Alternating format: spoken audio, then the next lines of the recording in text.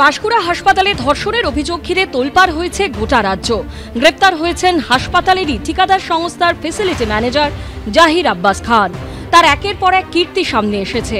এবার জেলা স্বাস্থ্য দপ্তরের অভ্যন্তরীণ কমিটির রিপোর্টেও ধৃত জাহিরকে নিয়ে উঠে এলো চাঞ্চল্যকর সব তথ্য। সূত্রের দাবি, রিপোর্টে বলা হয়েছে মহিলা পুরুষ নির্বিশেষে ঠিকাদার সংস্থার কর্মীদের উপর অত্যাচার চালাতেন জাহির। জাহিরের হুমকির চোটে অভিযোগ জানাতে পারেননি ঠিকাদার সংস্থার কর্মীরা। সূত্রের দাবি, জেলা স্বাস্থ্য দপ্তরের অভ্যন্তরীণ কমিটির রিপোর্টে আরও বলা হয়েছে কর্মীদের উপর নজরদারি বা তাদের অভাব অভিযোগ শোনা কোনোটাই করত না ঠিকাদার সংস্থা। ঘটনার দিন হাসপাতালে কর্তব্যরত কর্মীদের বয়ান নিয়েছে এই তদন্ত কমিটি। যদিও অভ্যন্তরীণ তদন্ত কমিটির কাছে বয়ান দিতে আসেননি মূল অভিযোগকারী। কেন তিনি বয়ান নিতে আসেননি লিখিতভাবে তা জানিয়েছেন তদন্ত কমিটির কাছে। ইতিমধ্যে পূর্ব মেদিনীপুরের মুখ্য স্বাস্থ্য আধিকারিকের কাছে জমা পড়েছে রিপোর্ট। তা পাঠানো হবে রাজ্য স্বাস্থ্য দপ্তরে। ঝিলম করঞ্জায় রিপোর্ট, एबीपी आनंद।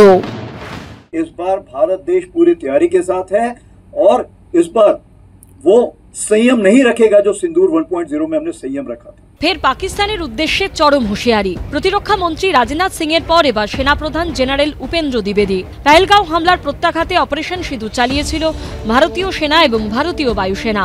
ধ্বংস করে দিয়েছিল পাকিস্তানের মধ্যে গজিয়ে ওঠা একাধিক জঙ্গি ঘাঁটি।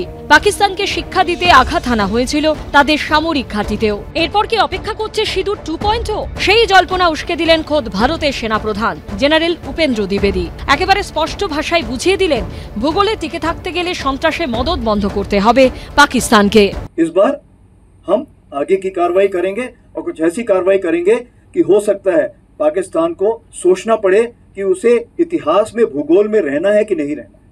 अगर उसे भूगोल में अपनी जगह बनानी है तो उसके लिए उसे जो स्टेट स्पॉन्सर टेररिज्म जिसको हम बोलते हैं, यानी कि उसका देश जो टेररिज्म को स्पॉन्सर कर रहा है उसे रोकना पड़े। तो आप अपनी पूरी तैयारी करके रखिए और अगर परवरदिगार चाहेंगे, भगवान चाहेंगे, वाहेगुरु चाहेंगे तो बहुत जल्दी ही आपको मौका मिलेगा। उसके लिए ऑल दी बेस्ट। প্রসঙ্গত বৃহস্পতিবার এই একই হুঁশিয়ারি শোনা গেছিল রাজনাথ সিং এর মুখেও। हाल में पाकिस्तान की फौज ने सर क्रीक के सटे इलाकों में अपना मिलिट्री इंफ्रास्ट्रक्चर बढ़ाया है, वह उसकी नीयत बताता है। सर क्रीक इलाके में पाकिस्तान की ओर से कोई भी हिमाकत की गई तो उसे ऐसा करारा जवाब मिलेगा कि इतिहास और भूगोल दोनों बदल जाएंगे मेरे साथियों। সেনাপ্রধান যেদিন পাকিস্তানের উদ্দেশ্যে সিঁদুর 2.0 হুঁশিয়ারি দিলেন, সেদিনই অপারেশন সিঁদুর নিয়ে মুখ খুললেন ভারতের বায়ুসেনা প্রধান অমরপ্রীত সিং। জানালেন, সিঁদুর অভিযানে পাকিস্তানের অন্তত 5টি যুদ্ধ বিমান ভারত ধ্বংস করেছে। Command and control centers at 2 places, runway of course damaged at 2 places, then 3 of their hangars in 3 different stations have been damaged, and in that hangar as well as on tarmac we have signs of one C-130 class of aircraft, one AEW&C class of aircraft, and at least 4 to 5 fighter aircraft, most likely F-16 because that base happened to be F-16, which would have been under maintenance that time. And that one SAM system which has been destroyed. আমার মনে হয় ভারত এবার আরেকটু জবাব দেবে, কারণ ভারতবাসীরও মনে একটা ক্ষুব্ধতা ছিল যে ভারত কেন আননেসেসারিলি ডিজিএমও ব্রিফিং এ যেটা বলা হলো যে আমরা রাজি হয়েছি যে সেটার ব্যাপারে আমার মনে হয় পাকিস্তানকে আরেকটু শিক্ষা দেওয়ার প্রয়োজন আছে।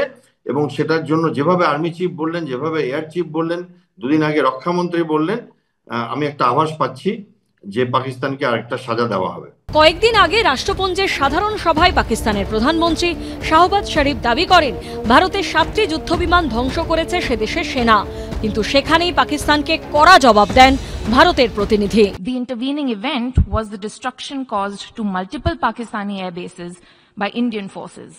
The pictures of that damage are, of course, publicly accessible. If destroyed runways and burnt out hangars look like victory, as the Prime Minister claimed, Pakistan is welcome to enjoy it. The truth is that, as in the past, Pakistan is responsible for a terrorist attack on innocent civilians in India. এক সপ্তাহের মধ্যে operation সিঁদুর নিয়ে মুখ খুলে পাকিস্তানের মিথ্যের ফানুস ফাটিয়ে দিলেন ভারতের বায়ুসেনা প্রধান। এবিপি আনন্দ। সামান্য জ্বর সর্দি কাশি থেকে হঠাৎ কিডনি বিকল হয়ে শিশু মৃত্যু, কারণ নিয়ে ধোঁয়াশা। গত কয়েকদিনে মধ্যপ্রদেশের 9 জন ও রাজস্থানের 2 জন শিশুর মৃত্যু হয়েছে।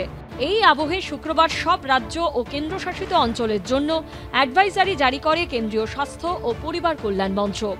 সেখানে শিশুদের কাপ সিরাপ দেওয়া নিয়ে একগুচ্ছ নির্দেশিকা দেওয়া হয়।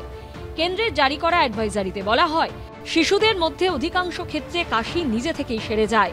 এই অবস্থায় ভালো করে পরীক্ষা করে তবে কাপ সিরাপ প্রেসক্রাইব করার কথা বলা হয়েছে চিকিৎসকদের।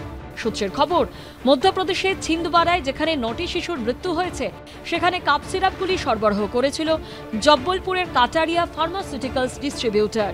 সেই সংস্থা আবার কাপ সিরাপ আনিয়েছিল চেন্নাইয়ের একটি সংস্থা থেকে। এই ঘটনায় উচ্চ পর্যায়ে তদন্ত শুরু হয়। তবে কেন্দ্রীয় স্বাস্থ্য মন্ত্রকের তরফে জানানো হয়েছে, ড্রাগ কন্ট্রোলের অফিসাররা কাপ সিরাপে কোনো দূষিত পদার্থ পাননি। এমনকি কিডনির পক্ষে ক্ষতিকর ডাইথিলিন গ্লাইকল বা ইথিলিন গ্লাইকলও পাওয়া যায়নি। তাহলে কেন এতজন শিশুর প্রাণ গেল? এই যে কাশিতে যে ওষুধটা খেয়ে যে বাচ্চারা মারা গেছে, তারা কিন্তু কাপ মিক্সচারের কম্পোনেন্টের জন্য মারা যায়নি। যেটাই হোক না কেন, কিছু একটা ওটার মধ্যে পয়জনিং হয়েছিল, যেটাতে মারা গেছে। আদারওয়াইজ কখনো এত বাচ্চা একসাথে মারা যেতে পারে না। এই অবস্থায় কেন্দ্রীয় সরকারের জারি করা অ্যাডভাইজারিতে বলা হয়েছে, 2 বছরের কম বয়সের শিশুকে কাপ সিরাপ দেওয়া উচিত নয়। 5 বছরের কম শিশুদের কাপ সিরাপ দেওয়ার ক্ষেত্রেও অত্যন্ত সতর্ক করা হয়েছে। কাপ সিরাপের প্রয়োজন হলে সঠিক মাত্রায় দিতে হবে। শিশুদের শারীরিক অবস্থার উপর নজর রাখতে হবে।